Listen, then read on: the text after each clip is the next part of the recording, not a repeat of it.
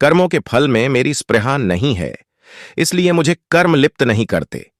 इस प्रकार जो मुझे तत्व से जान लेता है वह भी कर्मों से नहीं बंधता। पूर्व काल में मुमुक्षुओं ने भी इस प्रकार जानकर ही कर्म किए हैं। इसलिए तू भी पूर्वजों द्वारा सदा से किए जाने वाले कर्मों को ही कर कर्म क्या है और अकर्म क्या है, इस प्रकार इसका निर्णय करने में बुद्धिमान पुरुष भी मोहित हो जाते हैं।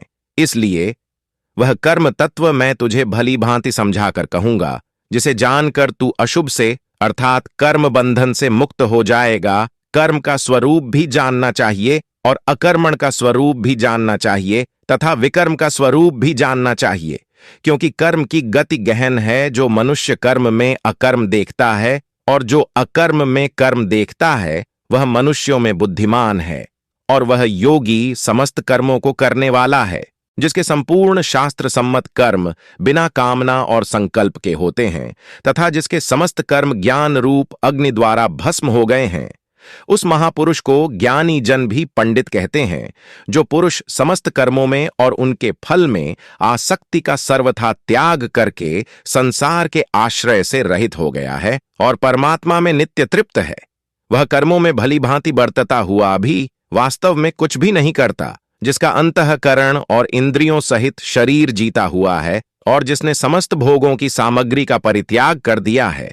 ऐसा आशा रहित पुरुष केवल शरीर संबंधी कर्म करता हुआ भी पापों को नहीं प्राप्त होता, जो बिना इच्छा के अपने आप प्राप्त हुए पदार्थ में सदा संतुष्ट रहता है, जिसमें ईर्ष्या का सर्वथा अभाव हो गया हो, जो हर्ष शोक आदि द्वंद्वों से सर्वथा अभाव हो गया हो, जो हर्ष शोक आदि द्वंद्वों से सर्वथा अतीत हो गया है।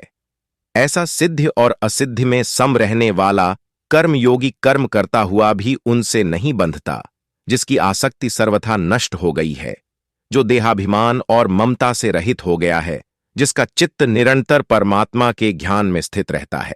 ऐसा केवल यज्ञ संपादन के लिए कर्म करने वाले मनुष्य के संपूर्ण कर्म भली भांति विलीन हो जाते हैं। जिस यज्ञ में अर्पण अर्थात श्रुवा आदि भी ब्रह्म है और हवन किए जाने योग्य द्रव्य भी ब्रह्म है तथा ब्रह्म रूप कर्ता द्वारा ब्रह्म रूप अग्नि में आहुति देना रूप क्रिया भी ब्रह्म है। उस ब्रह्म कर्म में स्थित रहने वाले योगी द्वारा प्राप्त किए जाने योग्य फल भी ब्रह्म ही हैं।